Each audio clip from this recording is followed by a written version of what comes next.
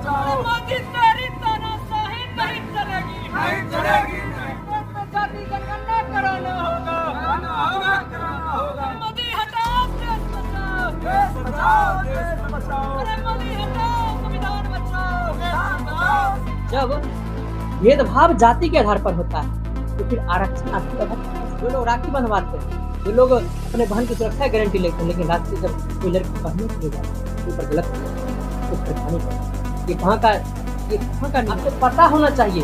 उसी supreme court का जज बनने के लिए एग्जाम नहीं, हम है पांच मिलकर बैठे और जो उसमें रहता है चुन लिया जाता है कि कौन बनेगा। उसमें भी जाति देखकर चुना जाता है। धर्म में लड़की को देवी का दर्जा दिया जाता बिल्कुल है। एक तरफ देवी मान रहे हैं और दूसरी तरफ उससे नचवा रहे हैं। सावन की बात ले लीजिए, अगर किसी महिला के साथ छेड़खानी हो, किसी के साथ बलात्कार हो गया, अगर वो थाना में रिपोर्ट दर्ज करवाने के लिए गया तो यहाँ का मुखिया सरपंच जो थाना का दलाल होता है जाकर के वहाँ पर मैनेज करता है।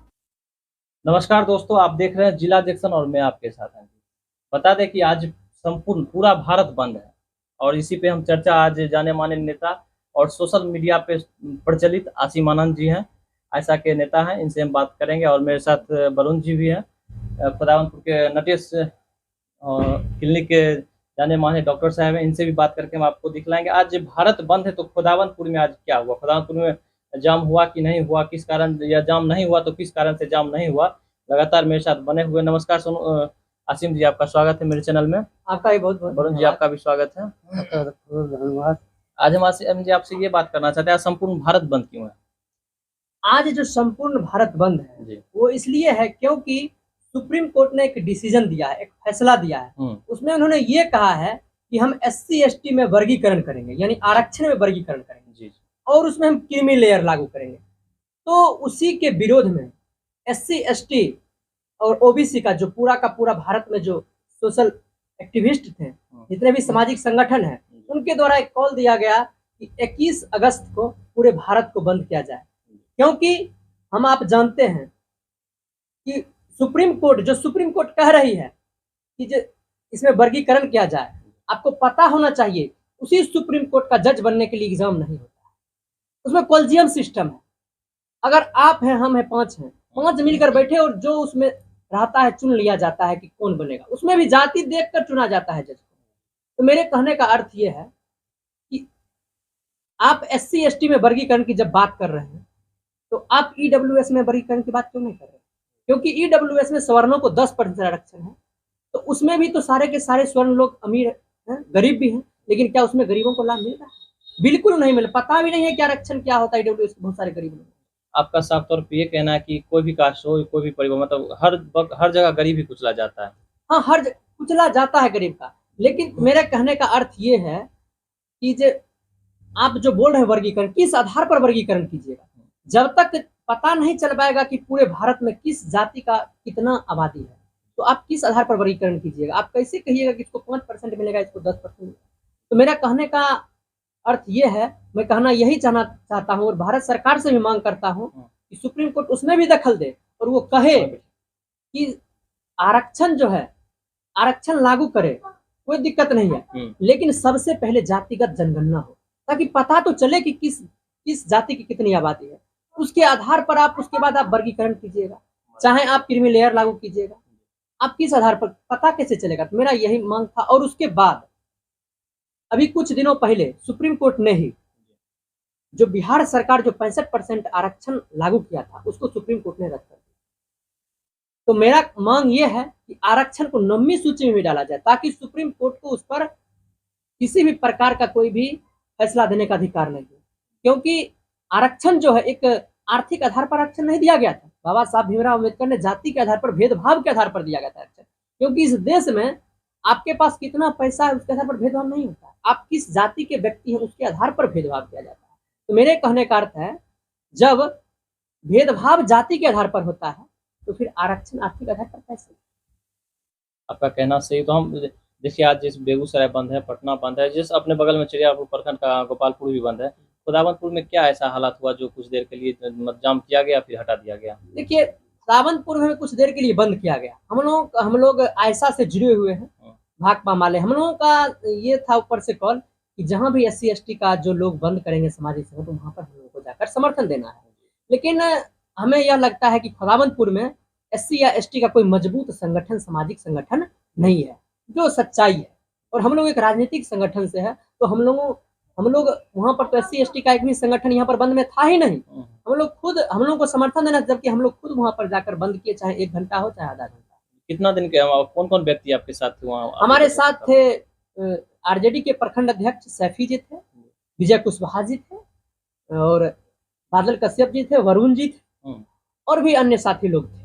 तो वहाँ पे प्रशासन के द्वारा हटाया गया कि आप लोग खुद हट गए? नहीं, हम लोग को मतलब प्रशासन से बातचीत हुई, लेकिन सवाल है बंद तो पहले से आवागमन पहले से ही बंद है, क्योंकि भारत पूरे भारत संपूर्ण भारत बंद। हाँ, संपूर्ण भारत पहले से ही बंद था, लेकिन प्रशासन कोई दबाव नहीं था, वो हम लोग अपने सहमति से कर लिए, क्योंकि हम लोग देखे कि हो रहा है बंद, सांकेतिक रूप से हम लोग अपना एक संदेश देने की कोशिश की कि नहीं, यहाँ पर भी भारत बंद है। अभी जिस तरह का हालत बन चुका है पूरे भारत में, बहुत ऐसे नेता है, आप भी कोई दल के नेता हैं, बहुत ऐसे नेता हैं, मतलब बहुत जगह हम देखते हैं कि अगर जो नेता जीत नहीं रहे, अगर उनका जान पहचान नहीं बन रहा है, तो भगवान को आड़ में ले आते हैं, भगवान पे टिप्पा टिप्पणी करने लगते हैं, तब जाके वो जीतते हैं। जिस तरह से देखिए BJP हो गया या JDU हो गया, RJD, कोई भी समूह का नेता है, अगर आगे नहीं बढ़ रहे, उनका जान पहचान नहीं बढ़ रहा है, तो धर्म को बीच में क्यों ले आते हैं? देखिए, धर्म के ऊपर भारत का जो संविधान है वो हमें धार्मिक स्वतंत्रता देता है कि आप किसी भी धर्म को मान सकते हैं, और भारत का संविधान ये भी कहता है किसी भी धर्म के ऊपर टिप्पणी नहीं करनी चाहिए। लेकिन भारत का संविधान ये भी इजाजत देता है कि अगर किसी भी धर्म में अंधविश्वास है, कुरीतियां हैं, तो इसके खिलाफ आप बोल सकते हैं। तो अगर किसी भी देवी देवता के ऊपर कमेंट करना गलत है, इस बात को मैं मानता हूँ, लेकिन अगर उसमें अंधविश्वास जैसी कोई कुरीतियां हैं तो उसका विरोध भी करना जायज है, क्योंकि आज धर्म को तो लोग मानते हैं, लेकिन उस धर्म को पालन नहीं करते। आप देखते होंगे कि अभी दुर्गा पूजा होगा, काली पूजा होगा, उसमें भोजपुरी अश्लील गाना पर लोग, यहाँ पर पूजा हो रहा है, यहाँ पर डांस करता है, क्या वो सही है? बिल्कुल सही नहीं है। चंदा इकट्ठा करेगा लोग कि जो हम पूजा करेंगे, लेकिन उसके नाम पर मतलब डांस और धार्मिक कार्यक्रम करता है, बताइए उसका विरोध करना जायज है या नाजायज? बिल्कुल। देखिए, अगर भगवान का मतलब कहीं पूजा चल रहा है, तो वहाँ भगवान का पूजा किया जाए, वहाँ डांस नहीं किया। अगर लड़की को, देखिए सनातन धर्म में लड़की को देवी का दर्जा दिया जाता है। एक तरफ आप देवी मान रहे हैं और दूसरी तरफ उससे नचवा रहे हैं, असली गाना पे नचवा रहे हैं, बस अश्लील गाने पर। और यही नहीं, आप जब देवी को पूजते हैं, आप दुर्गा पूजा होता है तो उसमें कन्या को पूजवाया जाता है, लेकिन इसी समाज की कुरीतियां देखिए कि अगर 2-3 किसी को बेटी हो गया तो वो गर्भ में ही चौथी बेटी को मारते हैं, और वो बेटे के मतलब मुंह में 4-5-6 पुत्रियां पैदा करता है। अब बताइए उससे क्या होता है? उसका समाज बर्बाद, उसका परिवार पूरा बर्बाद होता है। न तो उसको अच्छा शिक्षा मिलेगा, न अच्छा रोटी मिलेगा। क्या वो समाज, परिवार आगे बढ़ पाएगा? नहीं, बिल्कुल नहीं बढ़ेगा। अगर देखिए, जो समाज में जिस तरह से अभी जिस ढंग से चल रहा है ये नीति, वो बहुत ज्यादा ही गलत है, और आने वाले समय में बहुत ज्यादा ही ये घृणात्मक भी बोल सकते हैं, ये भी हो सकता है। इससे हट के हम एक सवाल करेंगे। आज से कुछ दिन पहले एक कलकत्ता में डॉक्टर थी, उनके साथ निर्मम हत्या उनके साथ किया गया, फांसी भी लगा दिया। क्या ये ठीक लग रहा है जिस तरह से ये चल रहा है? ये ठीक कैसे हो सकता है? इसके लिए हम लोगों का जो आयसा का संगठन है, पूरे भारत में हम लोगों ने प्रोटेस्ट किया था। खुदावंतपुर में हम लोगों ने कैंडल मार्च निकाला था परसों। तो मेरे कहने का मतलब, फिर मैं कह रहा हूँ, इस देश में अगर सबसे ज्यादा, पूरे दुनिया में भारत में सबसे ज्यादा अगर महिलाओं को पूजा जाए तो भारत देश है। और ये जानकर आश्चर्य होगा, पूरी दुनिया में सबसे ज्यादा अगर महिलाओं के साथ अत्याचार, बलात्कार होता है तो भारत में ही होता है। ऐसा क्यों? मानसिकता सिर्फ पूजने से नहीं होगा, मानसिकता आपको हटाना पड़ेगा। परसों रक्षाबंधन था, आप देखते हुए रास्ता, जो लोग राखी बंधवाते हैं, जो लोग अपने बहन की सुरक्षा गारंटी लेते हैं, लेकिन रास्ते जब कोई लड़की पढ़ने के लिए जाती है, उसके ऊपर गलत कमेंट करे, उसको छेड़खानी करे, ये कहाँ का नियम है? युवा को क्या कहना चाहिए? अगर जिस तरह से युवा ही इसमें शामिल हो जाते हैं, जहाँ घर में पूछते हैं और बाहर में जाके लड़की को छेड़ते हैं। मैं यही कहना चाहूंगा, किसी को मैं बदल नहीं सकता, समझा सकता हूँ। मैं यही कहूंगा, जो लोग भी हैं, चाहे जो लोग आपके चैनल के माध्यम से सुन रहे हैं, अड़ोस पड़ोस, अपने घर में अड़ोस पड़ोस, कोई किसी का भाई होता है, कोई भतीजा होता है, आप इस चीज को रोकें, ना कि बढ़ावा दें। और जो लोग गलत काम करते हैं, हम तो देखते हैं, आप यहीं खुदावंतपुर की बात ले लीजिए, अगर किसी महिला के साथ छेड़खानी हो गया, किसी के साथ बलात्कार हो गया, अगर वो थाना में रिपोर्ट दर्ज करवाने के लिए गया, तो यहाँ का मुखिया, सरपंच और जो थाना का दलाल होता है, वो जाकर के वहाँ पर मैनेज करता है 1.5 लाख में, 50,000 में, 20,000 में। बताइए, तो आप किसी से छेड़खानी करने वालों को बढ़ावा दे रहे हैं, बलात्कारियों को बढ़ावा दे रहे हैं, तो फिर आप किस मुंह से कह रहे हैं कि हम बेटियों को पूजते हैं, देवियों को पूजते हैं? आप पूजिए, बहुत अच्छी बात है, लेकिन जो रियल में जो देवी है, आपके घर में बैठे, आपके समाज में बैठे, आपके गांव में, उसको भी सम्मान दीजिए, मान दीजिए, इज्जत दीजिए। कल हमने डिबेट किया था चंद्रगुप्त जी से, उनका कहना था कि डॉक्टर पे ही हमने कुछ डिबेट किया था, तो उनसे हमने पूछा तो उनका कहना ये था कि जो अगर कोई बेटी के साथ, हमारे बहन के साथ अगर इस तरह का गलत करता है तो आप ना थाना में जाइए ना पंचायती बैठवाइए, जिस तरह से उसके साथ किया उसी तरह का उसको सजा मिलना चाहिए, उसको मार देना चाहिए डायरेक्ट। अगर मेरे बहन बेटी के साथ कोई गलत मतलब संबंध बनाना चाहता है या कुछ कर रहा है तो उसको उसके साथ वैसा ही व्यवहार करना चाहिए, उचित है क्या? देखिए, भारत का संविधान ये नहीं कहता कि अगर आप हमको मारे तो हम भी आपको मारें, लेकिन लोग आवेश में कर देता है।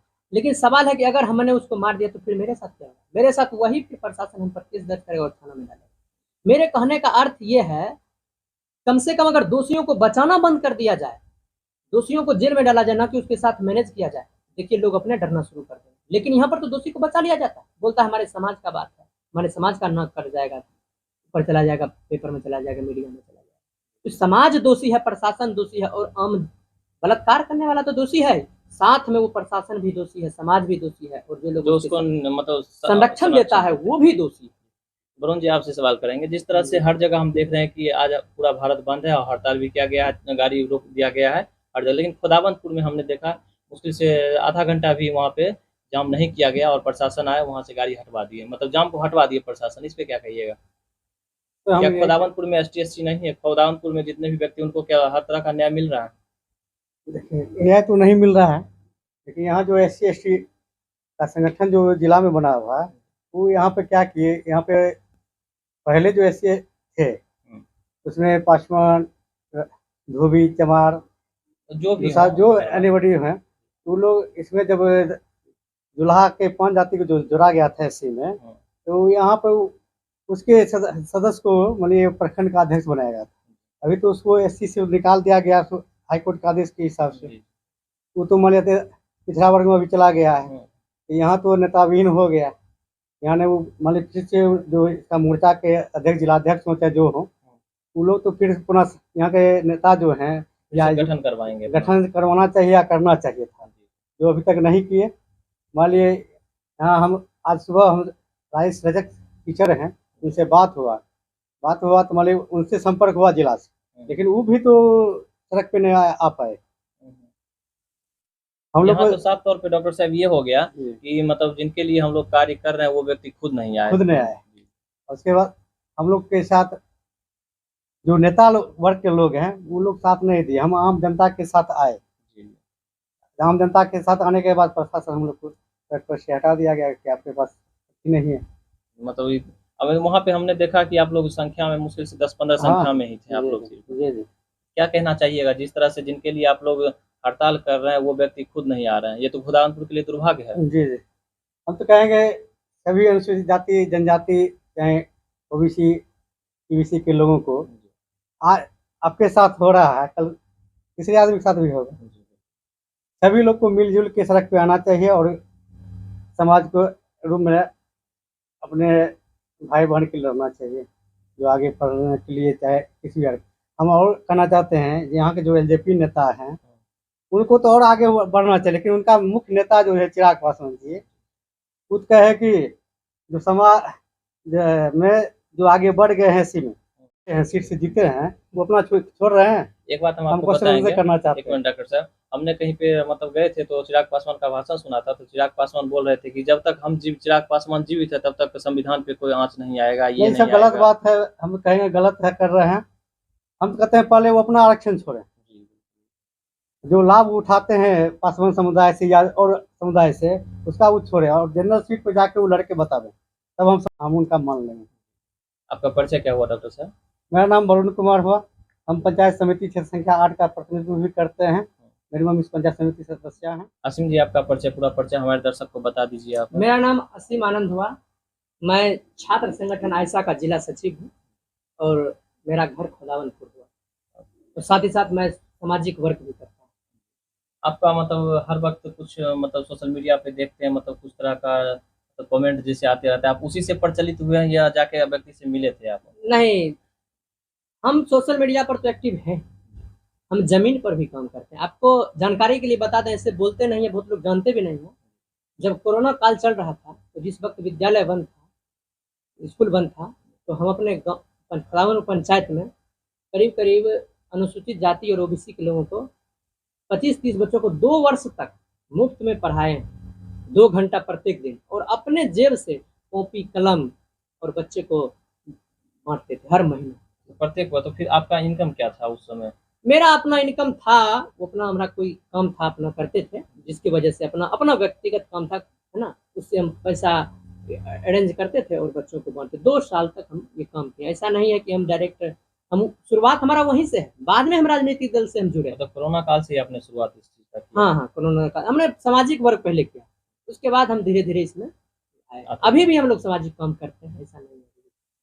आप लोग आए इसके लिए धन्यवाद आप लोग का, और ऐसे ही लगातार मेरे चैनल और कार्यालय में आते रहें। और जिस तरह से हम लोग आज डिबेट करवाए हैं, ये हमारे दर्शक को भी अच्छा लगेगा। और जो दर्शक अगर चाहते हैं कि डिबेट में हम भी हिस्सा लें, तो चैनल आपके स्क्रीन पे मेरा नंबर भाग रहा होगा, हमें कॉल करें और कब डिबेट करना है हम आपको बताएंगे। अभी के लिए धन्यवाद, लगातार मेरे साथ बने रहे। और मेरे चैनल पे नया है तो जिला जंक्शन यूट्यूब चैनल को सब्सक्राइब करना ना भूलें। आप सब्सक्राइब करते हैं तो मेरा मनोबल बढ़ता है, मनोबल बढ़ता है तो हम आपको हर तरह का, हर प्रखंड का, जिला का वीडियो लगातार दिखाते रहते हैं। अभी के लिए धन्यवाद।